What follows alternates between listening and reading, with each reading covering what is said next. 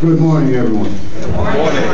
It's such a beautiful crowd. It's easy to stand up here and look out when you have everyone captivated, attentive, and wonderful smiles. I know you guys are ready to get back in today, but I'd like to thank the staff for having me here this morning, especially Ms. Katrina there, who told me out and about one day and asked if I wanted to be the speaker this morning. And I said, of course, that's what the speaker do. You can come out and speak.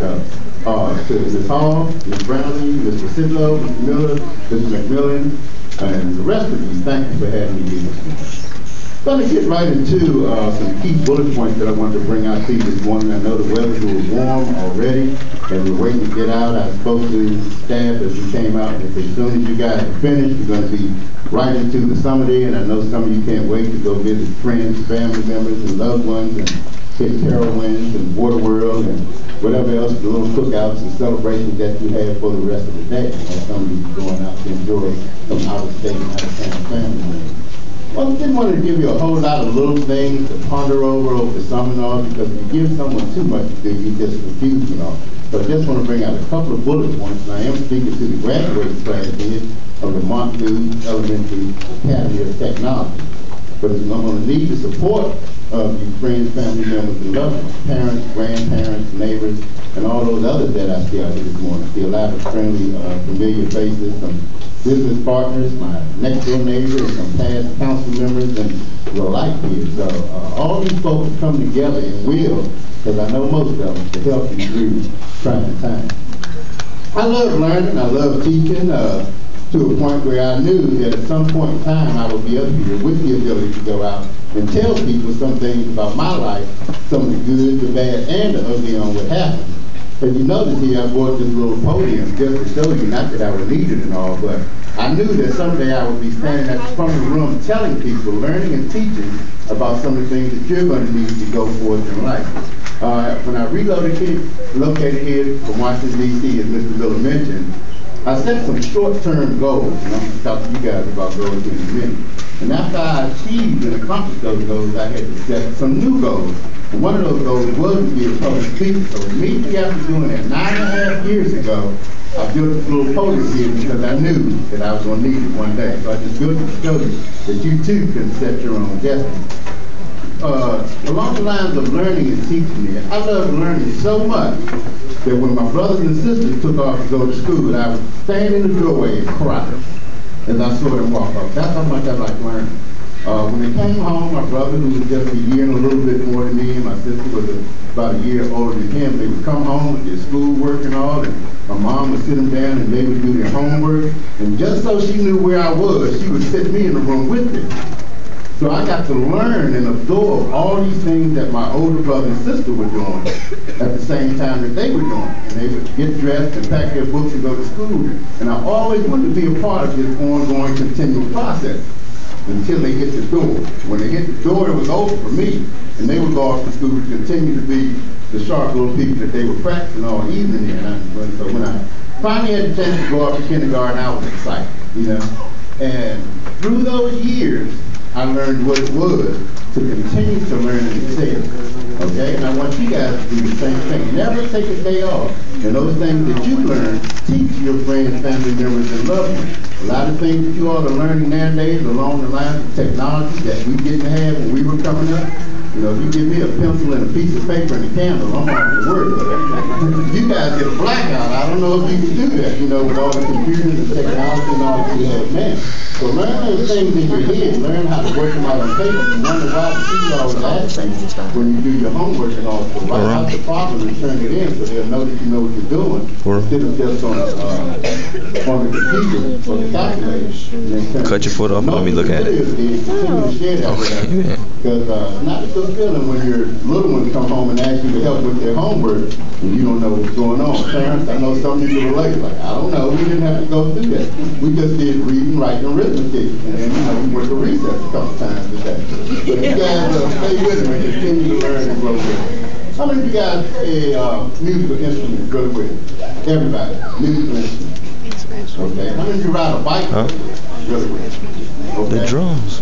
And how many of you swim? Really well. I play the drums. Okay, good. I just didn't like Andrew's High Band. That's why I left the band. Doing so well in the beginning, didn't you? Okay, but we set some goals for ourselves. Some of us set short-term goals, and some of us set long-term goals, and some of us set goals that we probably not That's why Bethany never liked me, because I played the drums better than her. How many of you set a long-term goal that you haven't reached yet, that you plan on?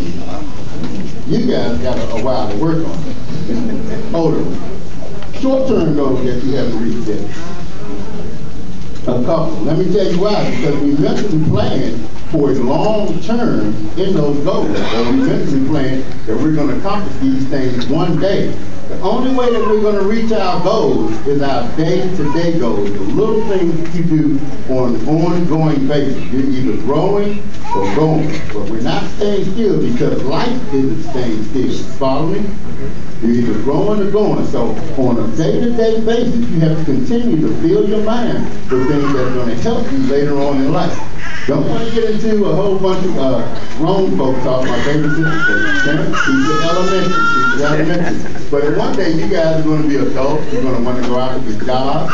You probably have a family. You're probably going to own and operate your own company, or at least work with somebody. You have to know how much they're going to pay you and how much you're going to get back. And the way you do that is practice on your goals. If I wanted to reach that back door back there, I just don't think to myself I'm going to be at the back door. But I have to take one step at a time. Just that you have to take one day at a time. Over the summer while you're gone, and Mr. McMillan mentioned, don't take a day off. Everywhere you go, take a book with you. Some of my friends and business partners know you never see me without a book. It's either in my car or reading small novels in my pocket, but I continue to fuel my mind with things that are going to help me in life. 10 minutes a day. You got to do 10 pages a day, or 30 minutes of an audio or cassette that will help us with our goals. But I'm just asking you guys to read 10 minutes, not 10 pages, 10 minutes a day of a good book. Not the Inquirer or National, like those things like that. No, National Geographic is good, but things that are going to help you reach your goals in life. How many young doctors we have? Aspiring doctors. How about lawyers? Astronauts. Going through the moon, everybody will stay here.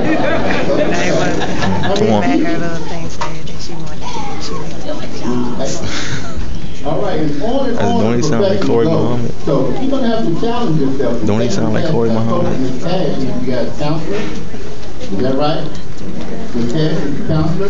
I didn't know that you can actually go to someone and ask them to help you get in some classes that are going to help you with your goals. I just took the schedule they gave me and went on. But if you're going to want to be lawyers and doctors and professors and nurses and those type of things, ask your counselors when you go on to your next school to put you on the right track to take those classes that you're going to need to accomplish your goals, okay?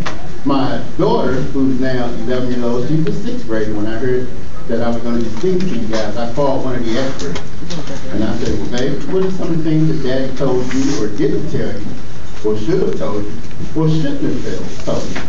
He said, well, Dad, I want you to tell that graduating class of Monday that they're going to need to be independent. He said, they're going to need to be independent.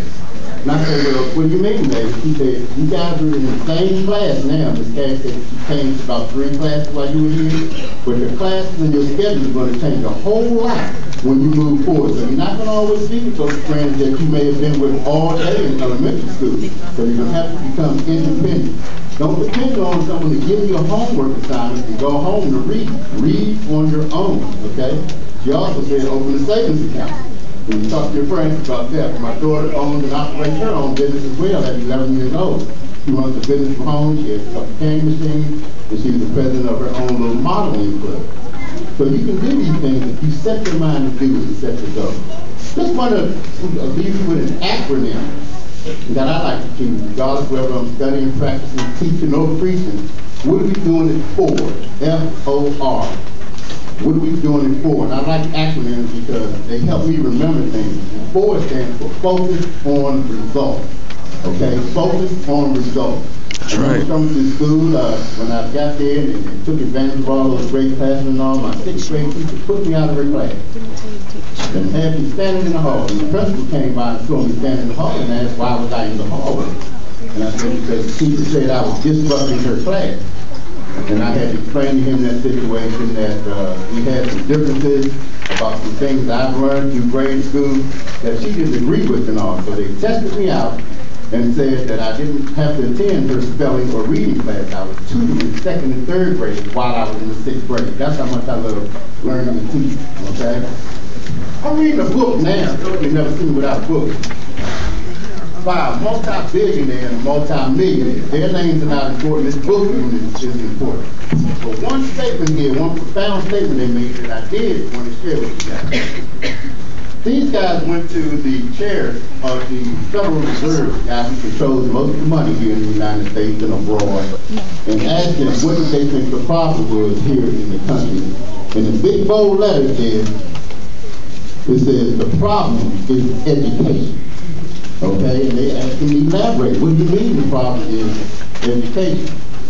He said that at the 4th grade level, students in the United States test way above everybody else in the world at the 4th grade level. But by the time they reach 12th grade, we've fallen way behind. Okay, so you guys got the easy part out of the way. Up to 4th grade. What up, son? Last year should have been pretty challenging to get you ready for the rest of the things that you're going to do in life. But I just want you to remember that if you're striving to go out to be constructive, productive little young Americans, I don't know if you're young adults or old kids, you know, but just right here in the middle, you're about to hit that preteen stage here.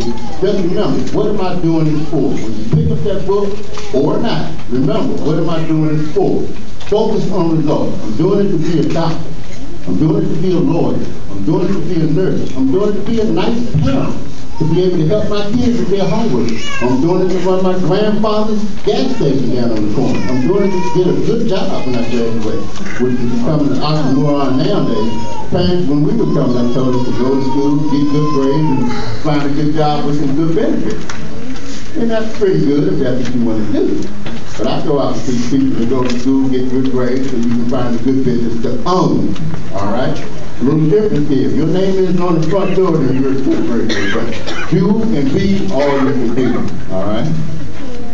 In closing, I'd like to just leave you with a little something, because I want to get you right back in the day. And it's little creed that was come up with a little while back about those who want to go out in life. And people continue to beat you down and tell you that you can't be all you can be. Okay, you heard some of the stories about Mary Kay, who started the Mary Kay products, and Fred DeLuca, who runs the Subway. How many of you guys like Subway subs? Ray Kroc helped the McDonald's brothers with McDonald's. S.Q. and Kathy started Chick-fil-A a little while back, and all these guys had obstacles and trials that they came up with, and people told them they couldn't do it. So I'd like to leave you with this. Somebody said that it couldn't be done, but I, with a chuckle, replied that maybe it could, but I would be one who wouldn't say so till I tried. So I buckled right in with a bit of a grin on my face. If I worried, I hid it. And I started to sing as I tackled that thing that could not be done, and I did it. Somebody laughed. Oh, you'll never do that, Terrence. At least no one's ever done it. So I took off my coat, and I took off my hat, and the next thing I knew, I'd begun it. With the lift of my chin and a bit of a grin, without any doubting or quitting, I started to sing as I tackled that thing that could not be done, and I did. There are thousands who tell you it cannot be done. There are thousands who talk about failure. There are thousands who point out to you one by one the dangers that wait to assail you. With the lift of your chin and a bit of a grin, just take off your coat and go to it, and you'll start to sing as you tackle that thing that could not be done, and you'll do it. Thank you for your time.